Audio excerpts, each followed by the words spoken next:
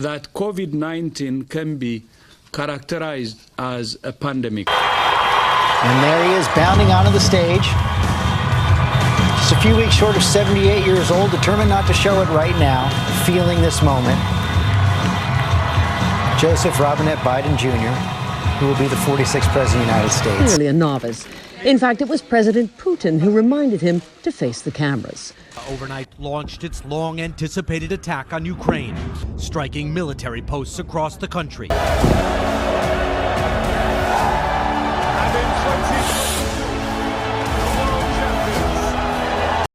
Take a look at what happened.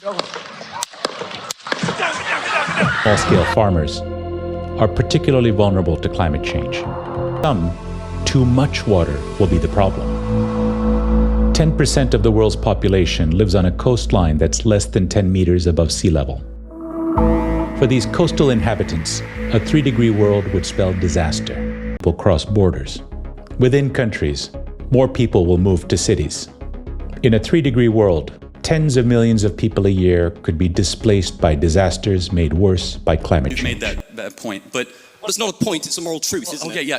It was also a moral truth that the war started because 1,300 Jews were killed and 200 were taken hostage. And when you declare war on Israel, expect a firestorm in reaction. Let me finish, I let you talk.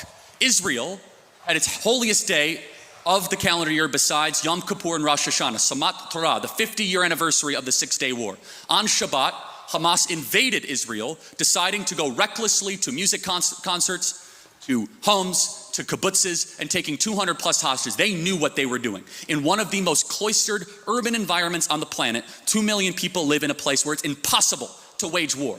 Impossible. Where they wear civilian clothing, they violate every tenet of the Geneva Convention, and the IDF, when they do something right, they get no credit. When they do life-saving surgeries of a Gazan child, they get no credit. When they drop leaflets, they get no credit. But when they happen to bomb a place where they are operating their military from, which we now know from third-party verified sources, hundreds of Hamas military operations are in mosques, schools, and hospitals. I'm sorry, the country where they were living in relative peace on October 6th, that all of a sudden we had a war and Hamas started the war. And I don't see people that were really upset about the 2 million Germans that were killed in World War II, civilians. A tragic truth of war is that civilians die. I don't like it and you don't like it. And they brought it upon themselves. The only operation and entity to blame is the leadership of Hamas, not the Israeli government, for fighting